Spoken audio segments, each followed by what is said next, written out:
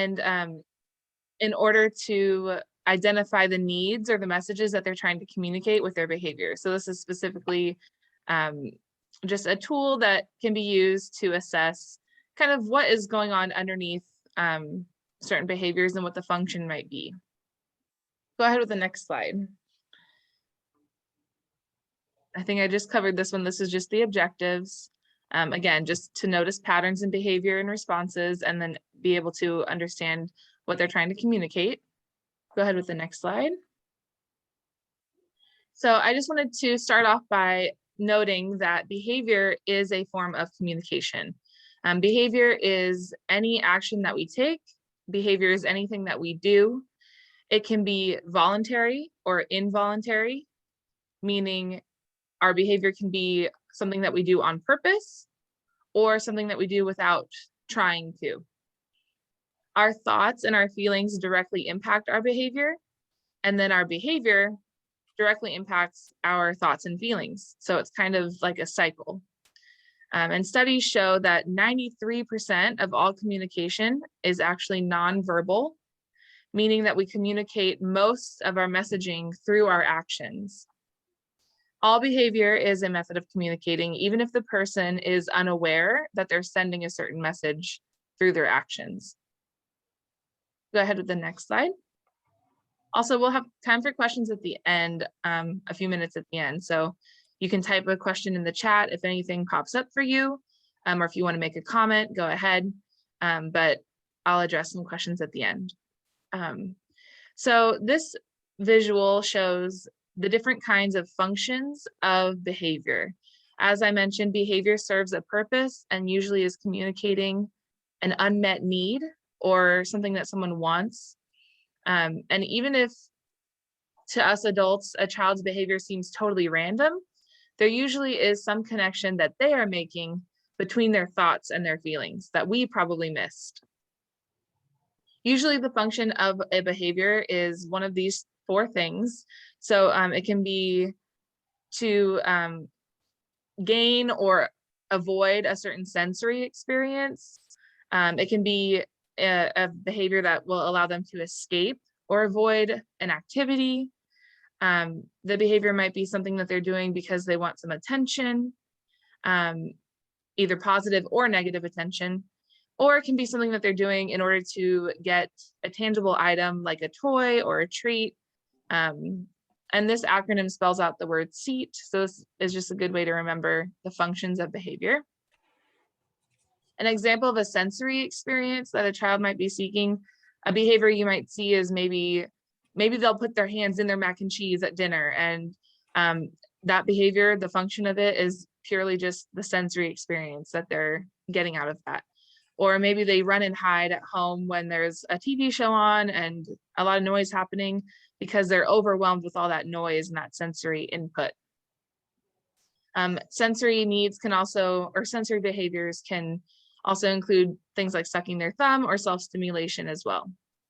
And then as far as escape, some examples could be that maybe the child begins to run around the house at the beginning of their school virtual call, their Zoom call, in order to escape that activity if they don't want to do it. Maybe your child runs from you in the school parking lot because they want to escape the boredom of waiting and walking with you because they just can't wait to get inside to school to see their friends, for example. There's a couple examples of behaviors that kids might do for attention. When a child is attention seeking, they can be looking to see if you will respond in a way that fosters connection with them. Maybe they want you to focus on them and pay attention to them. Or they could be looking to see if you notice and how you will react. So an adult's big reaction or engagement can reinforce a behavior, which means it makes the child want to do it more, whether that reaction is positive or negative sometimes. So for example, maybe a child climbs on the counter for attention and they find it funny or amusing when the adult yells out, "No, no, no, we do not climb, get down from there right now." And they can kind of see that the adult kind of gets panicked. Even though that is negative attention, it could still reinforce that behavior for them. Or maybe the child was hoping for the adult to attend to how careful they're being up there and how good they were at climbing. And this is something that would be positive attention in their mind. And so this is the type of behavior to ignore when it is safe to do so, or respond to thoughtfully while remaining calm, non-reactive, and neutral with your facial expression, your tone, and your volume of your voice. Or we could use that same example. Maybe the child climbed onto the counter for a tangible item that they want, like a cookie. Those are just some different examples of the functions of behavior. And it's not on this slide, but I just want to add that another function could be that the behavior is really just an impulsive reaction to an emotion. And so on the next slide, I just want to show how emotions can cause physical reactions in our bodies. And as we mentioned earlier, our thoughts and feelings, our emotions, can impact our behavior directly. So if you think about the way that your body feels when you get angry, what happens? Our heart starts to race, your palms might get sweaty, you might start to feel shaky or feel that you have some pent up energy as the adrenaline kicks in and your stress response starts to act up. That fight, flight, or freeze kind of starts to engage. And so, for example, a child who's feeling overwhelmed with anger might bite, hit, push, or throw in order to communicate that they're feeling angry, especially when they haven't developed the impulse control, the language skills, the emotional regulation, or other skills necessary to handle that feeling in a different way. Go ahead with the next slide. So that is a base level understanding of behavior. And in the ABC method, the B stands for behavior. So that's why I wanted to start with that information. But let's talk about the ABC method or tool as a whole. In this model, the A stands for antecedent, which means what happens right before the behavior. B stands for behavior, which is the action the child takes. And then C stands for consequence, which is what happens as a direct result of that behavior. In this model, behavior on its own isn't necessarily bad. And the consequences also can be good or bad. The word consequences does not refer to a punishment that the adult enforces, but instead it refers to the effects of the behavior itself. So the ABC model is an assessment tool that is used by various professionals who work with children, and it usually requires observing behavior over time and taking extensive detailed notes. However, this process can be simplified, and it can be useful for parents and caregivers when trying to understand a child's behavior and when trying to identify what their response is communicating to the child. So for an example, an antecedent might be telling a child no, that they're all done with the juice and they need water now instead. Maybe the behavior that you see right after that is that the child begins to cry and throw their cup onto the floor. An example of a consequence would be maybe the adult gives in and picks up the cup and gives them a little bit more juice because they won't stop crying or throwing their cup. And so that's just kind of the process of noting during an event what the antecedent was, the behavior, and the consequence. Not only is the behavior communicating something, but the consequence is as well. So let's go on to the next slide.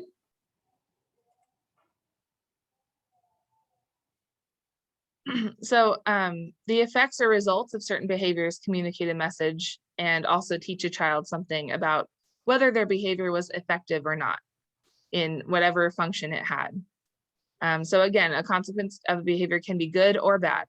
And an example of a consequence that a child might consider to be bad would be if a child pushes another child, the push is the behavior that occurred. And then maybe the consequence is that the other child falls down and hurts their knee and then no longer wants to play with the child who pushed them. That could be a bad consequence of what they did. In a different example, maybe in this example, there's a consequence that would be considered good. If a child cries and throws themselves on the floor of the store because they really want a toy and they're being told no, and then maybe the adult decides fine, similar to the juice example. Maybe the adult buys them the toy after they've been crying. The behavior would be the screaming and crying that occurred after they were told no. And then the consequence would be that the toy they wanted was purchased for them and they got what they wanted out of that. So those consequences communicate other people's limits, expectations, and they can teach the child what behaviors they should continue next time in order to get their needs met. There is a difference between adults enforcing punishments in order to reduce non-preferred or challenging behaviors using fear versus adults using natural consequences and logical decision-making in order to reduce those non-preferred behaviors or those challenging behaviors. And those involve teaching children what happens naturally when they make certain choices and then what they should do instead next time. So we'll discuss more about the difference between punishments and natural and logical consequences in a different slide. But next, I just want to go over kind of why this ABC tool is helpful. And as I mentioned earlier, reflecting on the ABCs of behavior after an event occurs can help the adult slow down and think about what really happened right before, during, and after an incident in order to understand what the child was trying to communicate or what the function of their behavior was, or what need they were trying to meet. The ABCs of behavior can help make it easier for caregivers to understand their child's experiences while being a little bit more objective. And this can be the hardest part for parents because as a parent, it's hard to view your child's behavior objectively since you know them so well and you can read further into the situation, or you just have so much time that you have spent with them that you tend to think that you know already what is going on. But this tool helps adults understand a situation from the child's perspective instead of their own, which can really help the child feel supported and understood. This tool helps caregivers meet their children's emotional needs while teaching developmentally appropriate ways for them to communicate, regulate their emotions, solve problems, and overall just handle stressful situations that might happen. All right, next we're going to get into a little bit about how to use the tool or how to pinpoint the antecedent, the behavior, and the consequence.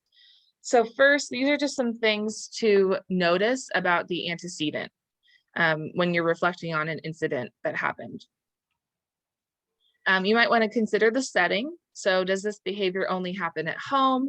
Does it only happen at school or in the car or at the store? You might want to consider the events that are going on during that time of the day or in that exact moment. So when the behavior happens right before that, is it a certain part of the day every time that this behavior seems to occur during? What else is going on at the same time as the behavior? And how often does the antecedent and the behavior occur? And then you also want to consider the interactions involved in that moment. So who the child is talking to, what was said to the child right before, what they were doing. And it's also helpful to keep in mind when trying to figure out what the antecedent was, that some children take longer to process information and make decisions than other children do. So their behavior that comes next could actually be a delayed reaction to an antecedent that happened 5 minutes prior, maybe the day before, maybe the week before, sometimes even just a thought that they have or a theory that they've come up with and they might want to test it out can cause a behavior in a delayed way. Or maybe a memory pops up that they have of a past experience with a specific person or a specific event, and that can cause a behavioral reaction in the present moment. So this is why the behavior can sometimes seem out of place to us or a little bit random, but we might not just be seeing what happened directly before or being able to take their perspective to kind of guess what led them to this next behavior. So on the next slide, we'll talk about some things to think about when you're reflecting on the challenging behavior you'd like to replace. So it helps to really try to recall specific details, and this will help you come up with some ideas about why they might have responded to that antecedent the way they did, or which function of behavior in that moment was relevant. As we mentioned earlier, the functions would be sensory, an escape, attention, or something tangible, or it could just be a physical reaction to an emotion. You'll want to think about the actions that were taken. So again, recalling everything that was said or done by each person in the interaction. And while you're doing that, it helps to be very objective. So trying to find the objective truth. That means just noticing the facts without including your opinion or your interpretation of the behavior. So again, this is the hardest part when you're working with a child that you're very familiar with. If you're recalling that the child kicked someone else, maybe you're attributing it to the fact that they were being aggressive because they're impatient and they don't want to wait their turn. But if you're able to kind of take a step back and be a little bit more objective and try to find the truth there, you might want to rephrase that to yourself as the child kicked their sibling on the shin.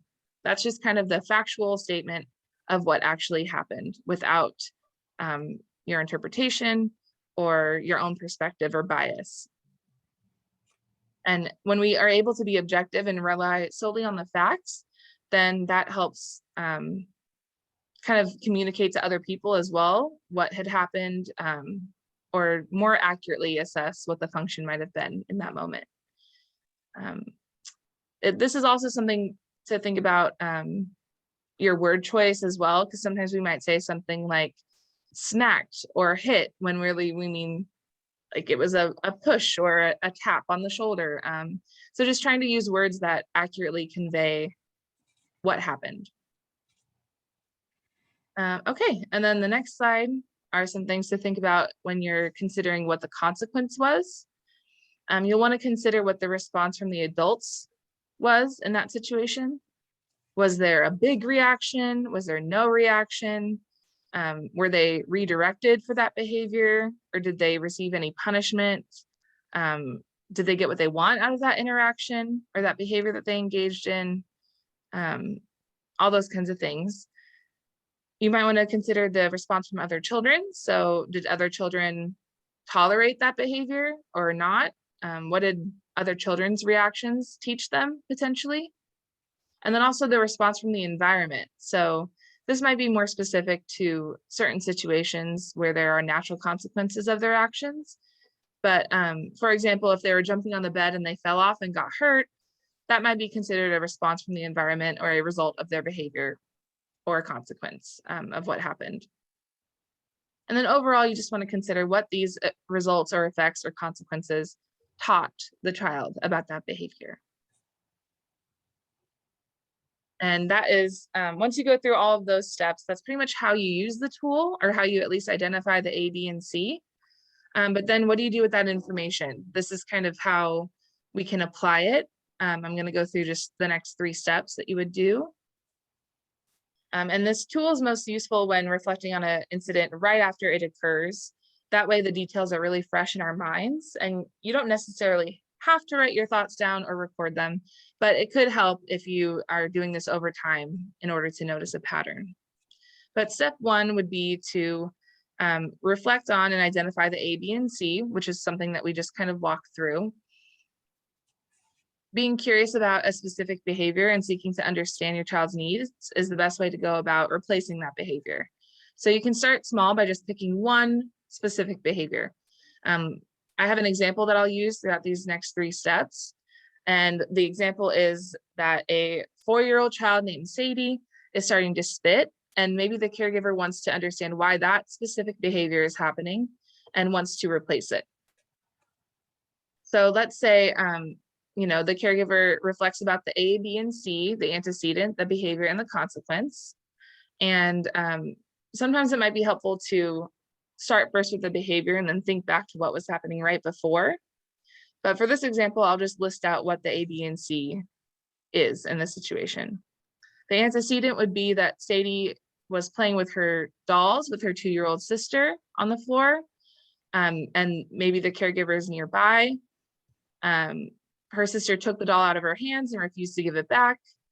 And then she yelled, "Hey, that's my doll," and reached for it, but couldn't get it back. So then she spit at her sister in the direction of her sister and ran away. So the antecedent was that sister pulled the doll out of her hand. She tried to yell to get it back. The behavior is that she spit. And then the consequence is that Sadie's sister began to cry and drop the doll, and their caregiver picked her up to console her. So then what Sadie learned in that situation might be that the doll was now available. And so she went back to play with the toys all by herself, while the caregiver helped her younger sister feel better. And again, thinking about all this can help when you have several examples, but this is just one particular example of that behavior. And go ahead with the next slide. So once you have all that information down, the second step would be to notice what the behavior was communicating and notice what the consequence was communicating. So if we start with the behavior, in that moment, what do we think what was the function of that behavior?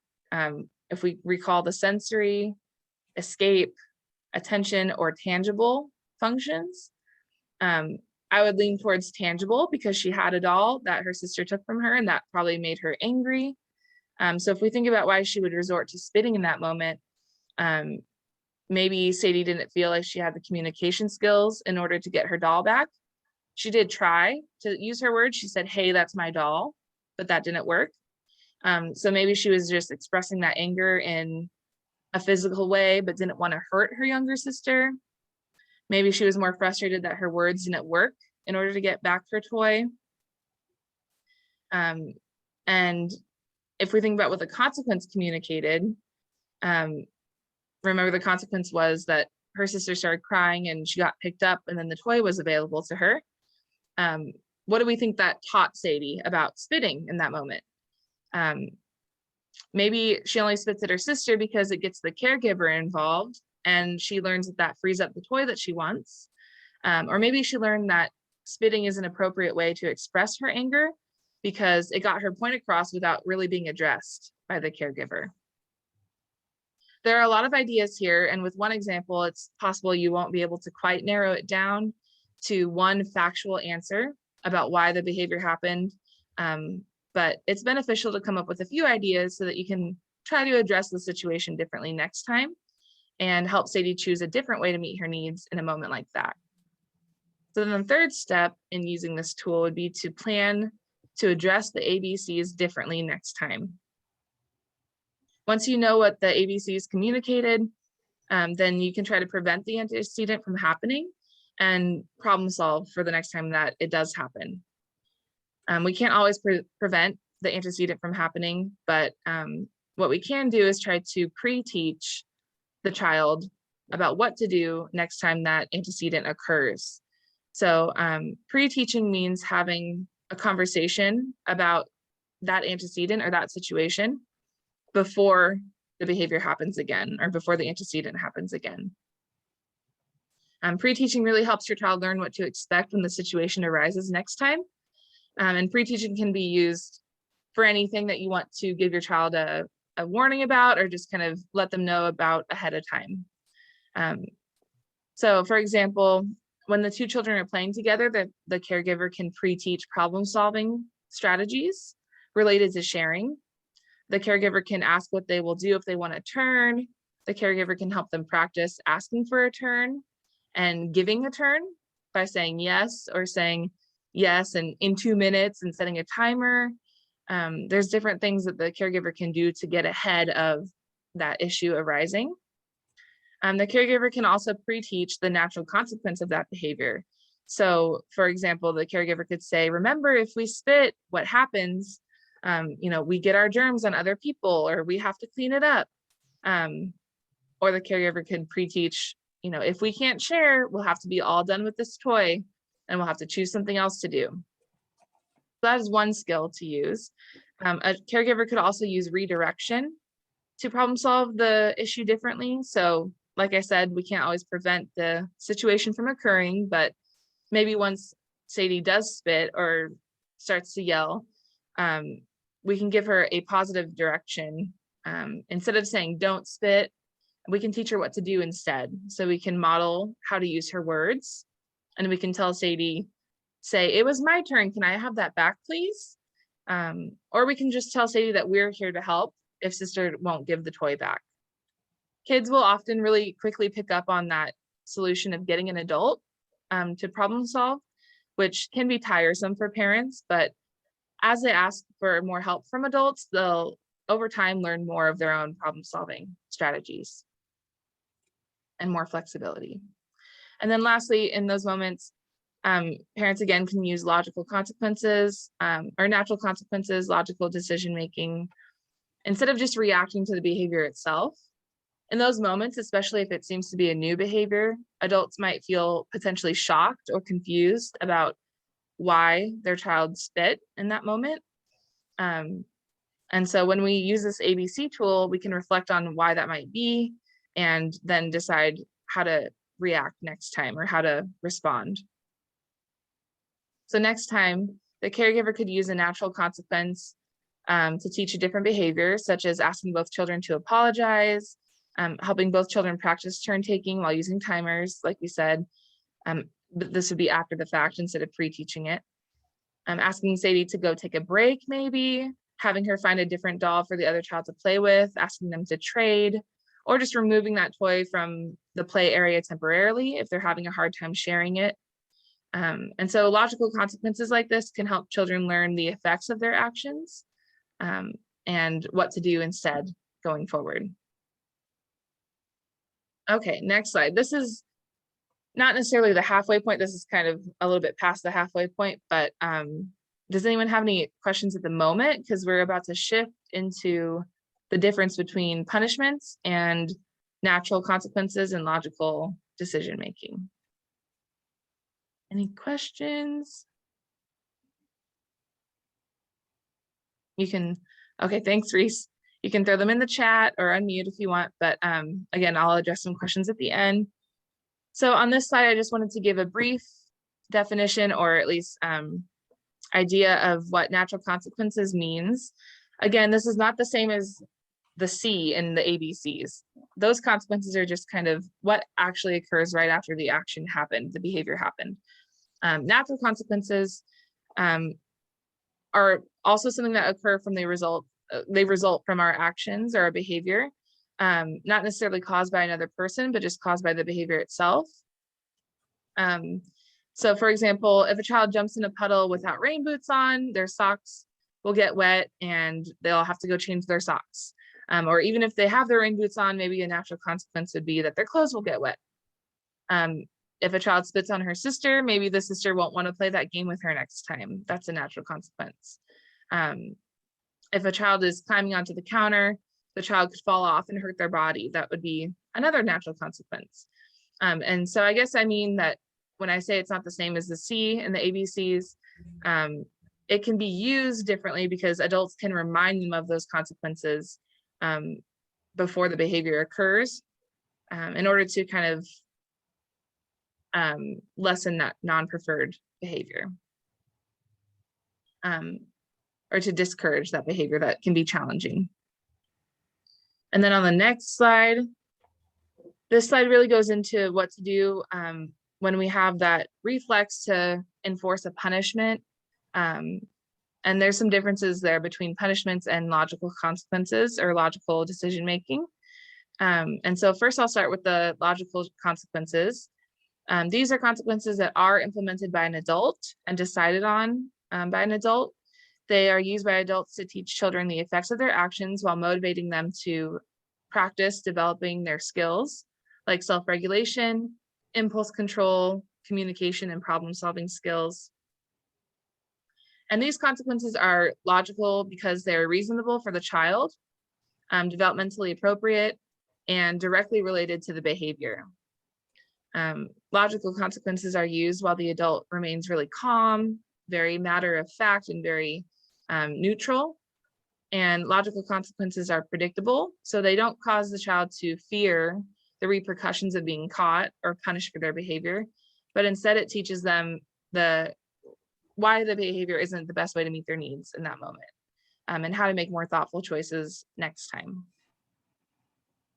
So for example, if a child makes a mess on purpose, and a logical consequence would be that they might have to help clean it up, or that maybe if they're refusing to clean up their toys, or clean up the mess. Maybe they don't get the time on their iPad until their toys are picked up. If a child throws a toy repeatedly, then maybe that toy needs to be removed for the next day or the next hour, if they can't be safe with it. Or if a child continues to refuse to put pajamas on, maybe they won't have time for their bedtime story the longer that they wait to put their pajamas on. Those are all examples of logical consequences that are directly related to that behavior, as opposed to punishments.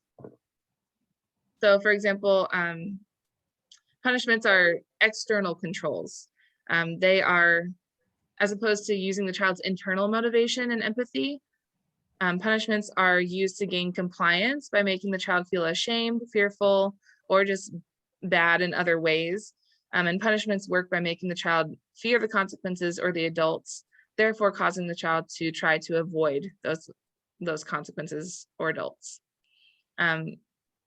Punishments are usually more unpredictable since they're not always related to the behavior itself, and they're not always the same. So they're not consistent. And punishments also tend to be a bit, if it's considered a punishment, it's usually something that's maybe not developmentally appropriate, or it's disproportionate to the action that they had taken. So for example, if a child makes a mess with their toys or food and refuses to clean up, a punishment might be that they don't get to go to the park that day at all, when those two things might not be related in any way. Or they lose their iPad for a whole week. That's an example of something being a little bit disproportionate for the action itself. These punishments won't connect to the behavior that they engaged in because they're unrelated, and so then they're not as effective as a logical consequence would be. Logical consequences are immediate and consistent and very clear. Sometimes punishments are delayed, like that example of losing the iPad for the whole week. Sometimes punishments are not consistent. So one day it can be this punishment for the same behavior, and another day it could be a totally different punishment. And that means that it's not consistent. So the child won't know ahead of time what to expect after they do their behavior that we're focusing on. And punishment sometimes can be, not developmentally appropriate or clear. Punishments operate a little bit less on logic and more so on fear or control, which ultimately just can teach children to not want to get caught for doing that behavior, or can send messages to the children about their self-worth, self-esteem, their connection with you, or whether they feel safe. And so on the next slide, we'll talk a little bit about how to use logical consequences effectively. The goal is to motivate the child to further develop their skills and understand the effects of their actions. So a logical consequence prevents a child from getting their desired outcome of the behavior, and teaches them a more productive way to meet their needs. Logical consequences might cause the child to push a little bit harder to get what they want at first when they're limit testing during certain developmental stages. And this is where you might run into some power struggles. But as we discussed, I think it was in the last training, when you offer some reasonable choices within those expected boundaries and you help them through their emotions while holding the expectation, they'll learn that limit testing won't cause you to budge or give in. And then the power struggles usually happen because children feel like things are happening arbitrarily around them, and they're just trying to grasp on to something for some control. And so in those moments when you experience some of that limit testing, you might experience a tantrum. And so on the next slide, I'll give some strategies for addressing tantrums and power struggles. One strategy is to remain calm and try to practice some co-regulation. This means to calm yourself down while you're also helping your child calm down, or before you help your child calm down. You can do this by taking some deep breaths with your child, squeezing or hugging yourself, or asking them if they would like a squeeze or a hug. You can name your own feelings out loud and what you need in that moment. Maybe you need a drink of water, or to take a break or take some space. You can use strategies like deep breaths, giving yourself a moment to close your eyes and maybe count, turning on some calm music, things like that. Those are all ways to help yourself stay calm before helping your child, and modeling how to stay calm for them. Another strategy would be to tend to their emotions first and then try to get that cooperation or compliance later. Because when a child is totally escalated, screaming, crying, we know that that is just not the time to teach or expect cooperation. It's not the time to teach a rule or give a new direction. And in those moments, that verbal interaction or even physical touch can just further escalate them. So there is a bit of a waiting period where it's just time to implement some coping skills to get the child back to that calm state. So consoling them, helping them name their feelings, telling them that you're there to help, using short phrases, and just being emotionally available and physically available to them as they calm down can help them be reassured that you're ready to talk and problem solve with them when they calm their body down. And then once they are calm again, it's important to remember the expectation that you had set and try to stay firm on that expectation or boundary. Because again, the limit testing, if we give in to limit testing, then they'll learn that that behavior worked for what they were trying to do or what they needed in that moment. So it's important that, we still offer choices and try to meet their needs, but we want to make sure we help them through those emotions that they feel because we're holding that boundary. And it's helpful to find some areas where you might be able to be a little flexible and offer some choices in order to get some cooperation from them. But those choices can always still remain within that same expectation you initially set. And I know that's a lot of information, and we're actually a little bit early because I was trying to make sure I didn't go over too much. So does anyone have any questions or comments? If you haven't done so yet, just put your first and last name in the chat and I'll be able to send a certificate of participation. And I also will send out some handouts tomorrow with some of the key points just for you to use or to keep. But for right now, does anyone have any questions?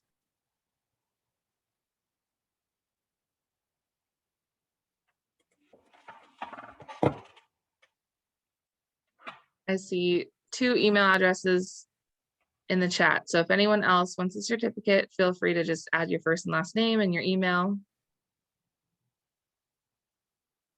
If you add your email address, you'll also get the handouts along with your certificate. Thank you, Bethany. I see 3 now. That is